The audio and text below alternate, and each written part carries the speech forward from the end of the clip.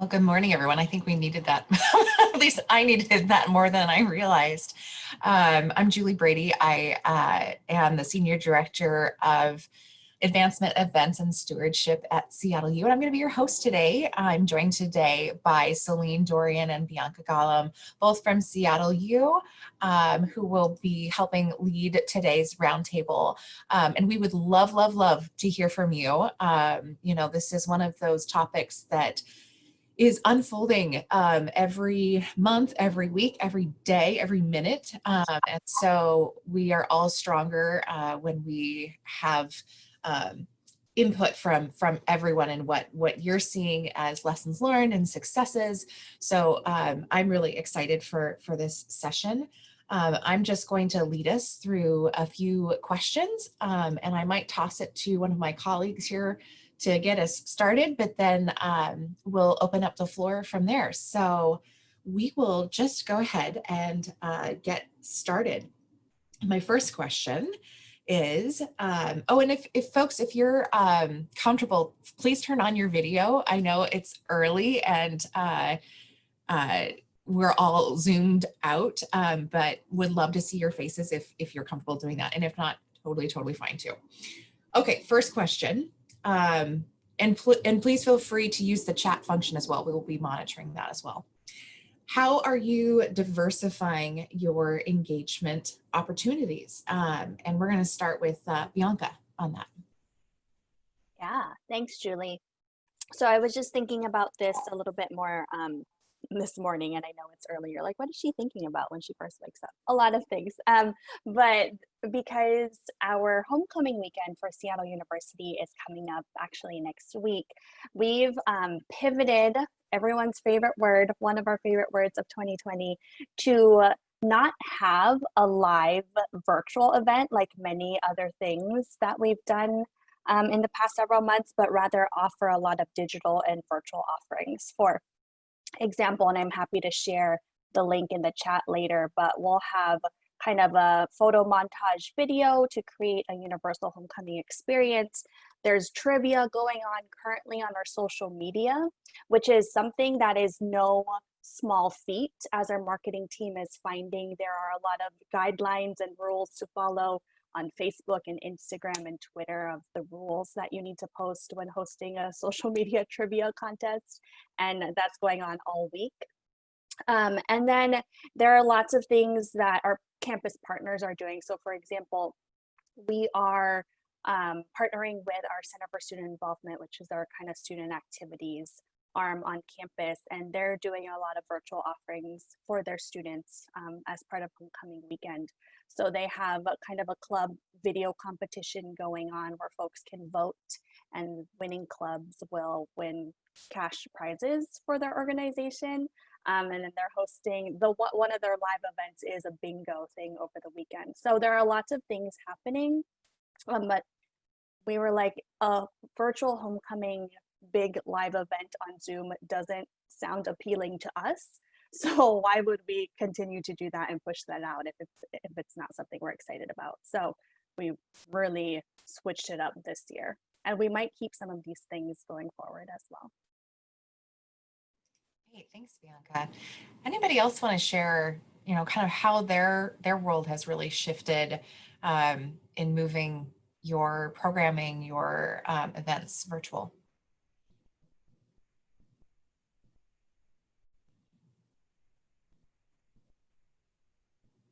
I know it's early. And don't forget to unmute yourselves too. Really quick, what I'm facing is participation in a virtual world, especially with such a variety of generations within the department. And I primarily manage teams, and that's kind of where I push out our virtual events. And they've really been on the lower side of attendance. So it's really I try my best to really engage them and get there with catchy lines or any kind of fun events. And I'm like, what else can I do?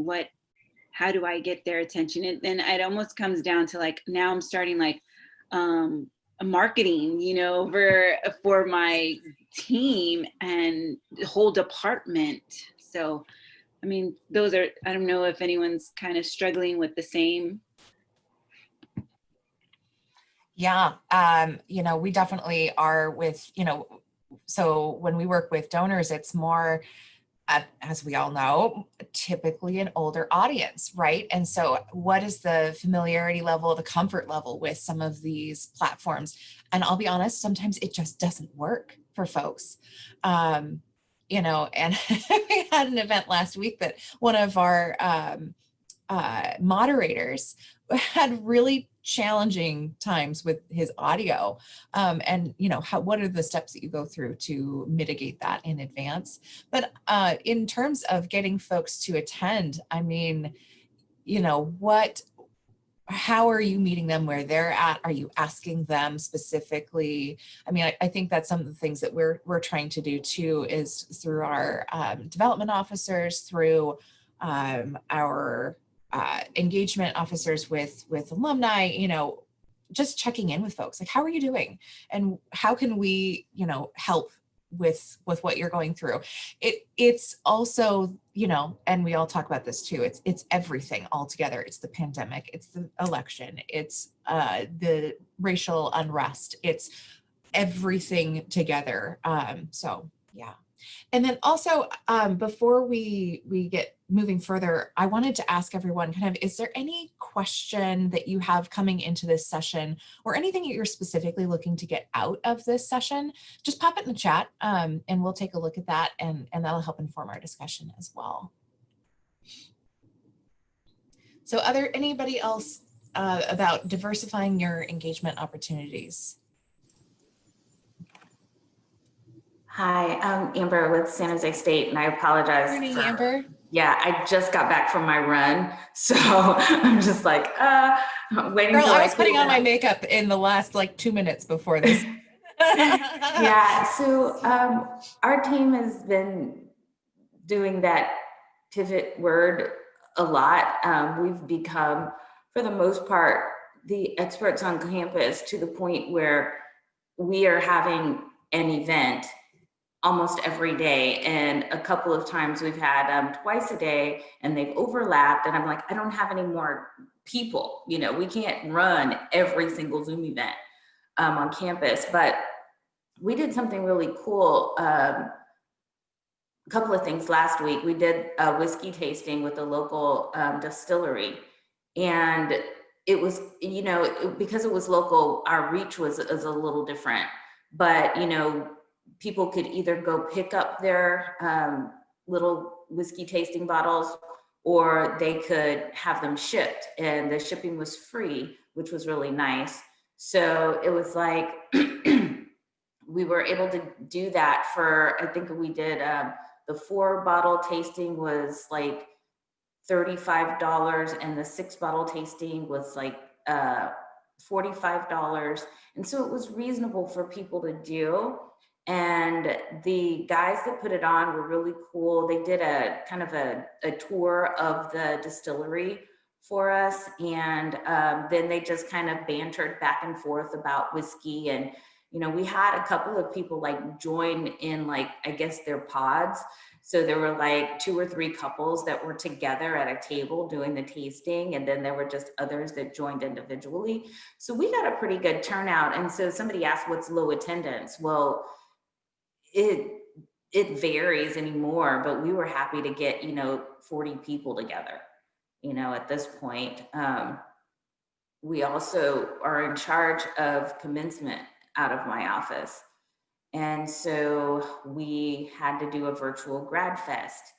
So that was interesting on 0 budget. So it's like, okay, what do we do? And how can we even make this interesting for people to show up? Because the main thing that we wanted to do was to get information out about what we were doing and what the students needed to do and that sort of thing. And so it's like, all right, we had a DJ in our annual giving. He's like part-time DJ. So we're like, all right, Jaybird, you're on. And so we sent him over some lights for his room, and he had like the flashing lights going on. He had the headphones, and he had his little cap turned around backwards. And so we were trying to, you know, make it more fun. We didn't get a huge turnout. I mean, it's like we got 250 kids. I say kids, sorry. But it's like we have over 3,000 graduates for the fall. So what do? I don't know. So to Amelia's point, it's like trying to market. That's kind of not my deal.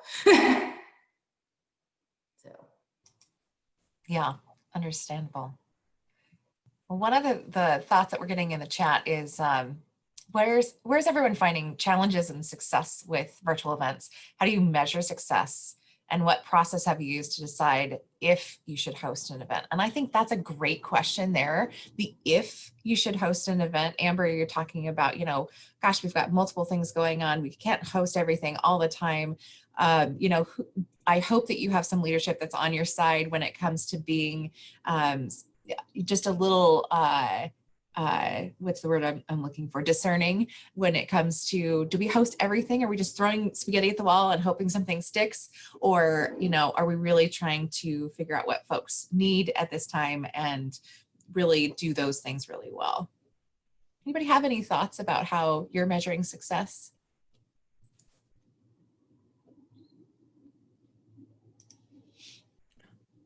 Excuse me, hi. I measure success even in the very small virtual events, and whether a significant connection was made with a donor. We have a lot of donor-based virtual events across the university, and some of them have resulted in opportunities to have a deeper dialogue with donors about new developments in the university or things that they're interested in, but it does give us a very nice touch point, an opportunity to follow up with them, and something that's clearly not an ask. It's more of a, we care about your feedback kind of situation, and it's actually resulted in some very nice gifts so far. So it's been very positive. And it doesn't matter that it's small, it's more of, an event moves one donor, that justifies the whole event, in my eyes anyway. That would be my feedback. Yeah, I think that's totally fair for donor events. Absolutely. Anyone else? Melanie, morning. My name's Melanie Vadzemniks. I'm actually joining you from the East Coast. Well, not the coast, but I'm in Erie, Pennsylvania at Gannon University. And we're really trying to be super intentional about how we do our tracking. So we're measuring success in the different decades who participate in our events. So we just had an event last week that was the Ghosts of Gannon tour. And we had somebody who kind of does these eerie tours, come and wander around campus to different areas and tell the lore, the stories behind different buildings and the supposed ghosts that are in those buildings. We had an amazing turnout. We had people participating from 23 states. So the upside of this pandemic is that we're reaching alumni in areas that they would never be able to participate if we were just doing that event as an on-campus event. So by having to do things virtually, we're finding that our number of participants that it's between their first and their fifth time of participating in an event is going through the roof. And as we're getting ready for our next campaign, that's exactly what we want. So we're really measuring that engagement number and how many people are we engaging. And then we're also tracking on a 3, 6, and 1 year basis whether those people that it was their first through fifth attendance also make an annual fund gift. So we're intentionally tracking those numbers as well. So we've, reincorporated doing a first time giver postcard that will go out to somebody who makes their first gift. We're just trying to meld all of that together. And in terms of the types of events, we're just I wouldn't say we're grabbing at straws. We're being intentional, but we're intentionally having a variety. Yeah, that's great. That's great. Thank you, Melanie. Anybody else on thoughts of where you're finding success? I'll also echo, we're having a higher attrition rate than we would for in-person events, but also seeing a lot of folks that we haven't seen in a long time. And maybe that is some of our elderly folks that just, they're not as comfortable attending in-person events for mobility issues or whatnot. But then also folks that are just out of the area, and that's really exciting. So that is a consolation for us. Sarah, good morning. Looks like you're going to chime in. I'm trying to unmute and figure out my iPhone here. You're great. Yeah, we all like to start with our successes, right? Because I think the challenges feel just very obvious to me. So one area where I've had success recently is with the older population. So one thing I've been thinking about is the difference between taking a community that was already connected and helping them transition online versus like trying to start something from scratch online. So groups is an older group. They actually live right close to the campus so that they see each other frequently, and transition their quarterly luncheon to an online for them has been a really rewarding experience. They had about 70 folks attend their first luncheon, and then because it was registration, we made sure gift officers were in the room and also watched and participated in the event. And then, they were able to follow up and they could see who was there, who had participated. So that was something that's really cool. And I would encourage us not to come into these conversations with that assumption that technology is out of reach for these folks. Like, I think that they have more time. They have that desire to be connected. And in the case of our school, I'm at George Fox down here outside of Portland. They're like some of our strongest supporters. So that's been super encouraging. The other thing that I have loved is this idea that as other departments take their events online, one of my frustrations before was I never knew who was attending these big events. And now that they're doing registration with some collaboration and conversation in advance, like, hey, let's try to change that registration form to include, are you a community member? Are you an alum? Are you a parent? So that we can actually see who's in the room. So I've been enjoying that sort of unintentional blessing, I guess, from everything transitioning to online. So those are two great things. I could go on and on forever about all the challenges, but I think that you guys already know them.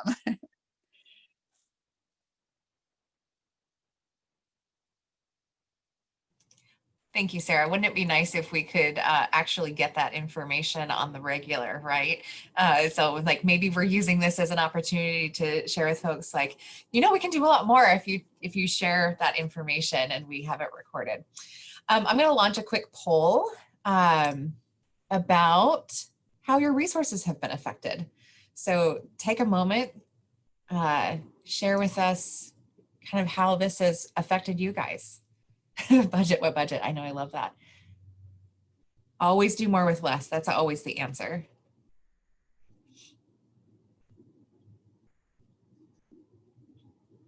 Great. Well, we're seeing that we got a couple more folks that have yet to weigh in, so we'll give just another minute here.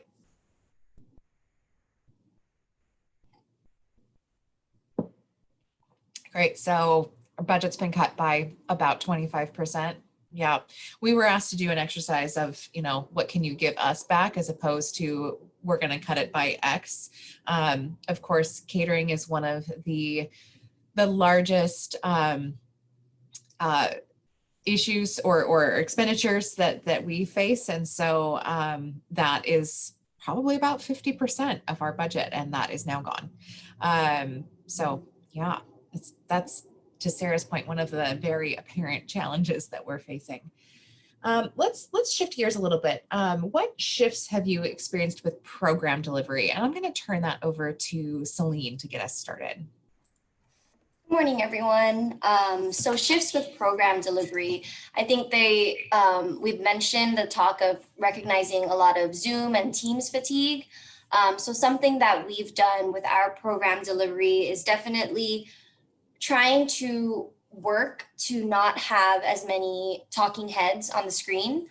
So that's definitely been a priority. And also what we've aimed to deliver is a conversational tone. So in the virtual space, there's this level of, I wouldn't say informality, but in order to recreate that in-person experience, we found that a conversational tone really builds that personal connection. So we've always coached our program speakers to, look into the camera as much as they can, and really try to make it feel like, although we're not in the same room, that the audience is still feeling like they're having that conversation with our speakers. So that's been a real success for us. I think we all know one of the first things when we shifted to the virtual environment was understanding that the duration of events is not the same for an in-person event. So we found that 45 minutes to 1 hour is kind of our sweet spot for delivering our programs and making sure that we're really efficient with our speakers, because we don't want to hold people, on a screen for a long time. Something that also kind of keeps engagement high with being in a virtual room is switching between speakers and using other media within the program. So videos, pictures, slideshows, the poll feature as well. So finding other ways to engage the audience so that they're not just feeling like they are, logging on and just kind of, what is the word I'm looking for? Being talked at. Yeah, exactly. Being talked at. Yeah, being talked at. So that's kind of been a real success. I think, Julie, you kind of framed it in a way where it's almost like we're producing a TV show now. So I think changing our perspective and looking at it that way has really helped us shift our mindset to finding what success looks like for program in a virtual space. Thanks so much, Celine. Yeah. Where's everyone else at with this? How are you shifting what your program delivery looks like?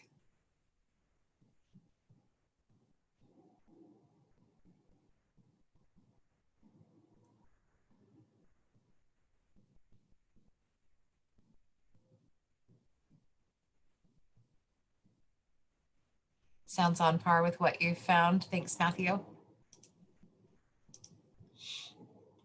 Yeah, I think that real need for personal connection is so strong. And when folks are in a big room, clearly they know they're in a big room and that the speaker is talking to this large group of people. Realistically, they logically know that as well when they're in a Zoom, but they see that person's face right in front of them. So it seems like they're talking directly to them. So the more that we can get folks to, our speakers to speak to them on a personal level that feels like they're not just reading off of a sheet of paper, the better. Anybody else, any other thoughts on this? Hi, it's Claire again. I should have said earlier that I'm with USF in Central Florida.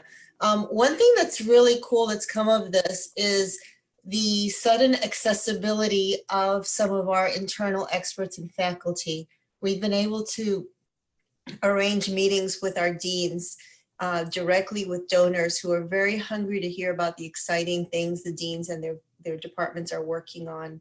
And that accessibility has actually helped engage donors that may not have been as engaged previously.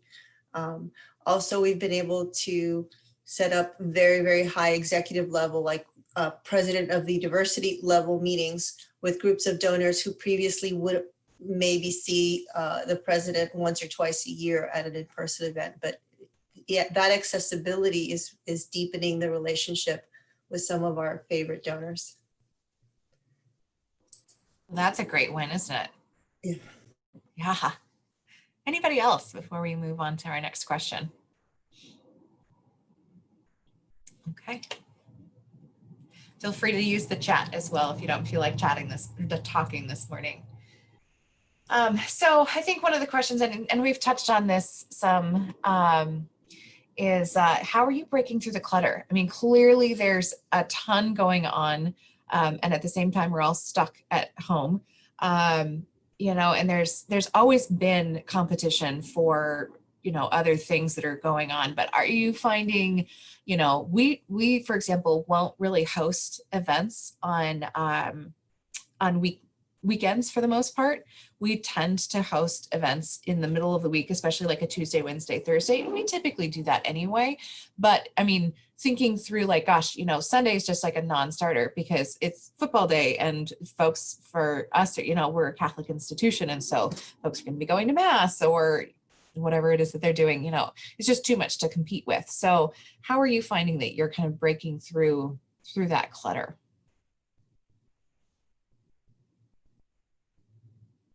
And again, feel free to use the chat too. Lunchtime.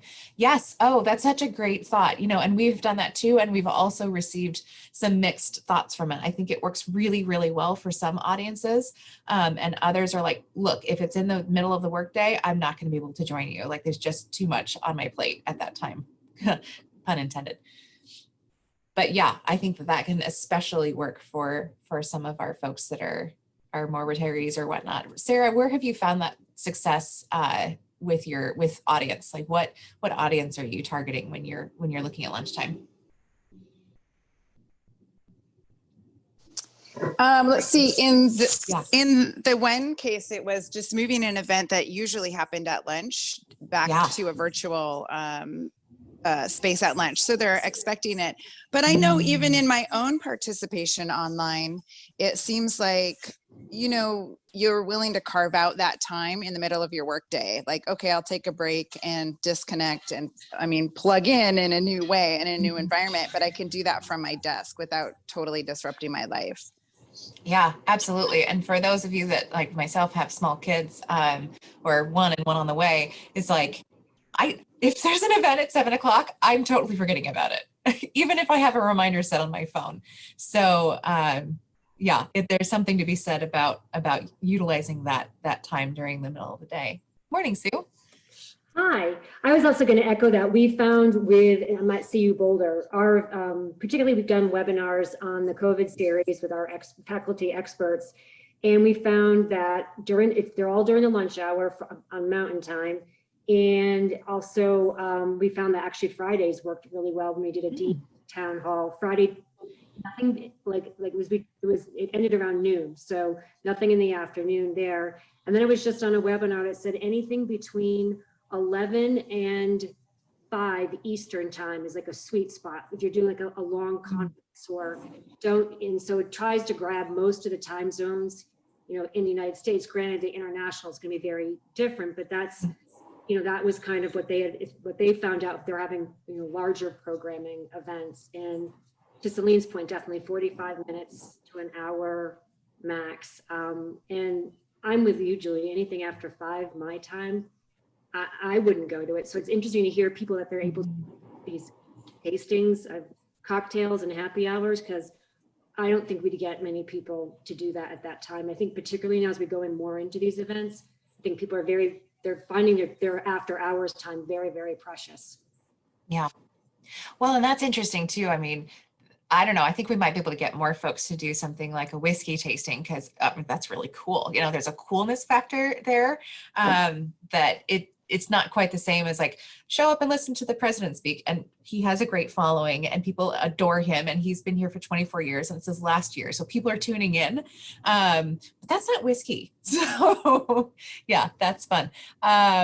Matthew, don't think we are breaking through. Thank you for your transparency. I think young alumni don't mind being online, but everyone else is feeling that digital fatigue. Boy, I feel you.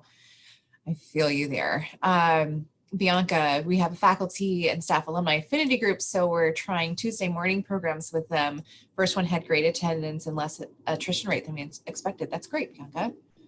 Anybody else on this? Just cutting through that clutter or finding times that really work for folks? Melanie, we have weekend success with game type events, trivia night, and late night bingo. Oh, late night. That's an interesting idea too. Great. Okay. Thanks everyone for those thoughts. Okay, so this is kind of a bit of a pivot. Oh, and Matthew here will jump this in too. We've also done a few events where people have come and pick up supplies on campus. Oh yeah, that's great. Painting events, wine tastings, and then of course meet on Zoom. That sounds really fun and like something that folks would do. And I think, you know, we run into that too. I think that's one of our first go-tos of like, can we mail people something? Can we get something so that it feels like they're, you know, in the room together? So that's actually a really great pivot to our next question. How are you building community within your events? And we'll launch this one with Celine again. Great question. So I would say that definitely our messaging has been that, you know, being in community with each other is at the heart of a Jesuit educational experience. And something that we found is that our constituents are really interested in, you know, what's going on with campus, university updates. And that's a way that we've found success in building connection, is giving those university updates to our audiences and connecting them with the president, leadership on campus. And they've also been really interested in the faculty and student experience. So how are students navigating COVID? How are they feeling? How are they impacted? So we've had a lot of success and turnout with our community forums that we've been doing quarterly with the president, and we'll have a panel of speakers. And from our participant feedback surveys, we found that, again, accessibility has been a huge success. So we've been able to reach alumni and donors all across the country who are really feeling a stronger connection to the university with the university updates. So that's been really successful for us. Other ways that we've built community is really utilizing the breakout feature on Zoom for certain events. So that allows us to kind of create smaller community discussions. We've had a really successful event just recently with our President's Club level donors. And we broke them up into smaller groups that were had topics that were mission oriented. And that allowed us to have smaller conversations where people felt like they could see one another and not, you know, scroll through the Zoom meeting, but they were in a smaller group where they could see each other and engage in conversation. And it was really successful in building that community feel and as if they had that in-person atmosphere. So that's where we found success for building community so far. Thanks, Celine. And I would echo on that event specifically. I mean, this is a fairly tight-knit group to begin with in some ways, like many of them know each other. And I've seen a number of those breakouts that can really just feel like, oh God, we have to talk to each other now. You know, but in the session that I was in, literally 3 people teared up. So I think if you're really intentional about how you're grouping folks together and, you know, we had, as Celine said, we had folks identify, you know, what session they wanted to be in when they registered. And so they probably forgot between the time that they registered and the time that they showed up, but we didn't, of course. And we were able to break them into those groups during the Zoom meeting. And, you know, it was a great opportunity for folks to connect with one another in a way that they haven't been able to do in a while. So would love to hear from other folks. Use the chat, turn your camera on, say hi. Melanie, the floor goes to you. And you're muted, my friend. Yes, I was eating my lunch, so that's why I keep muted. Totally fair. Watch me eat. But anyway, in terms of the having a more intimate atmosphere, we did do a recognition event for a rather large gift. And we would have loved to have done that event in person on campus the way that we go all out the way we used to do, but we can't right now. And so we intentionally kept that group to less than 25 people because we wanted everybody to be on the same screen and not too small. And so we did not want there to have to be a situation where you were scrolling to another screen just to see all the people.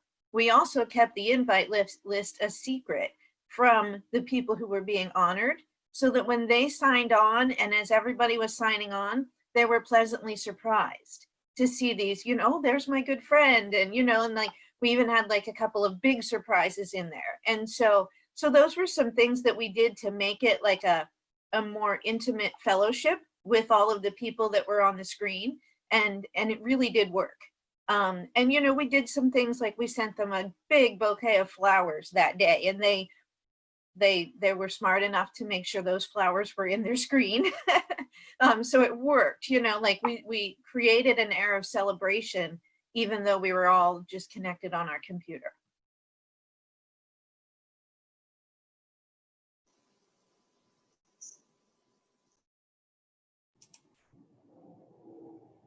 Yeah, that's great. Hi, Maddie.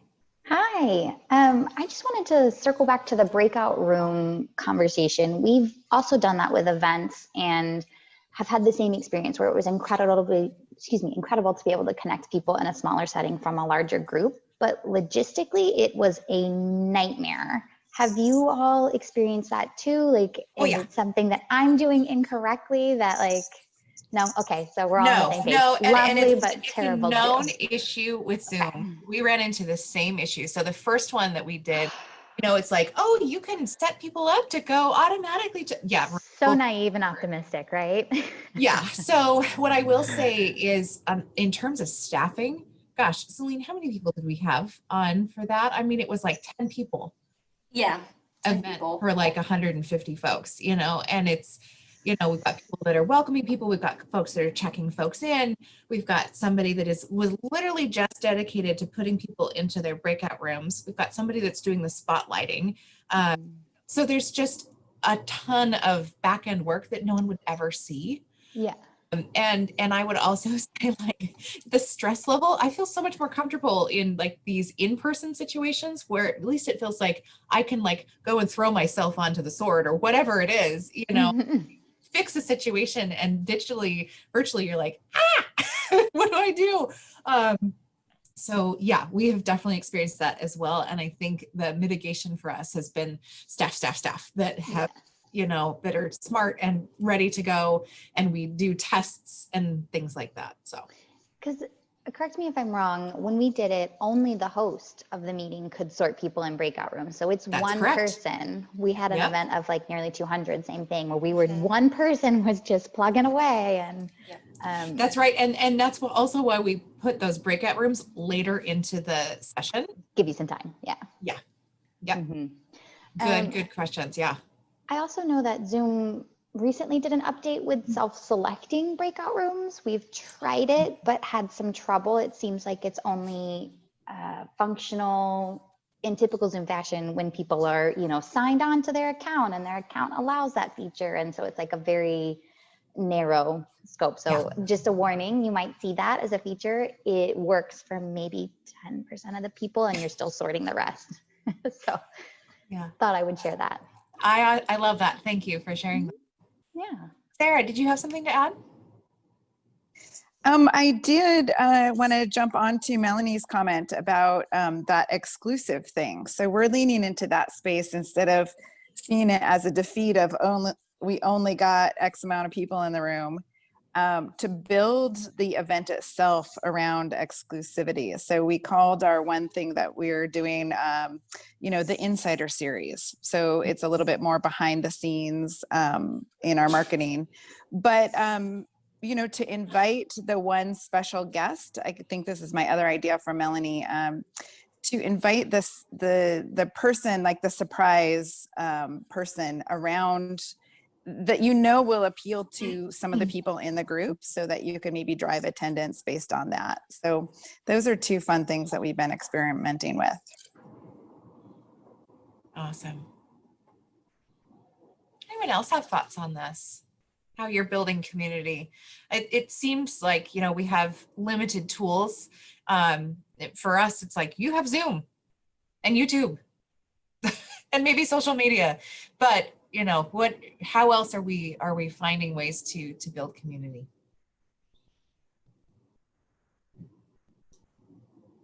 Morning, Craig. Hello, sorry. It's not so much to add to answer that. I'm touching base because of everyone. So I'm from McGill University up in Montreal.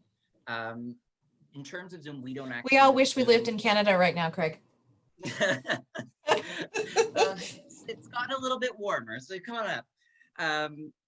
So like we don't necessarily use Zoom as our main one due to security things and everything like that. So we tend to go on the GoToWebinar platform, and we're branching out into WebEx. So in terms of breakout rooms, I guess my question is, since like maybe not all of our events that we do, how do most people help, say, the engagement in making sure people talk in like say breakout rooms? Because you don't want to do a breakout room and then all you hear is cricket. So I guess since we might, like since we're maybe kind of furring a little bit more going into that, what are some of the challenges and how do you guys get over making sure that you don't have crickets in a breakout room?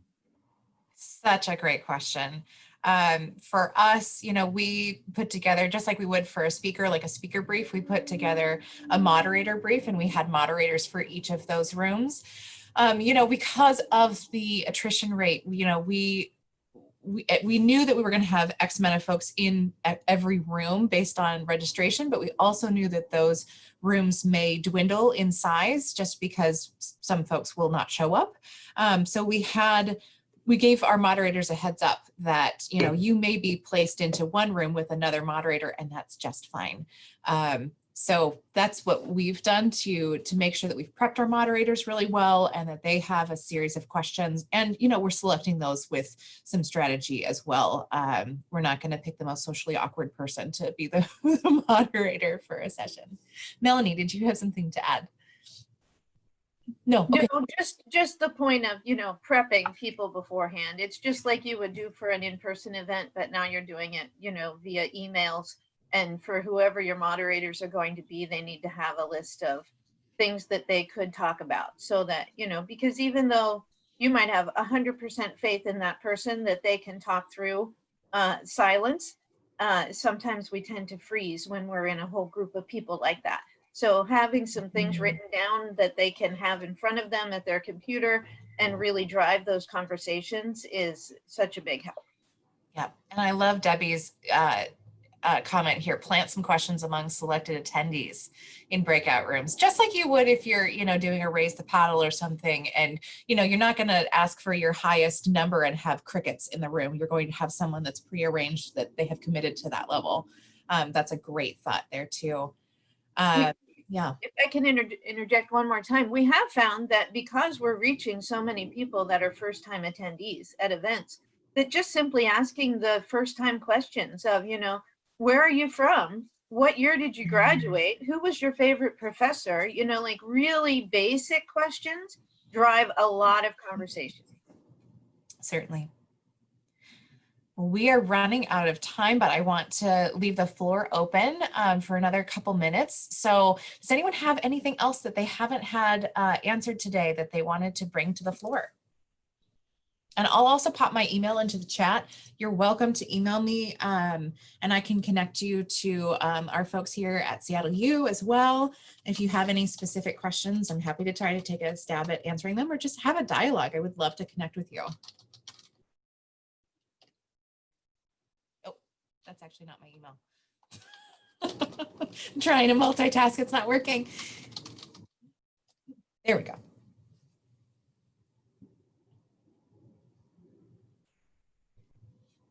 And feel free to use the chat if there's anything else that's coming up for you.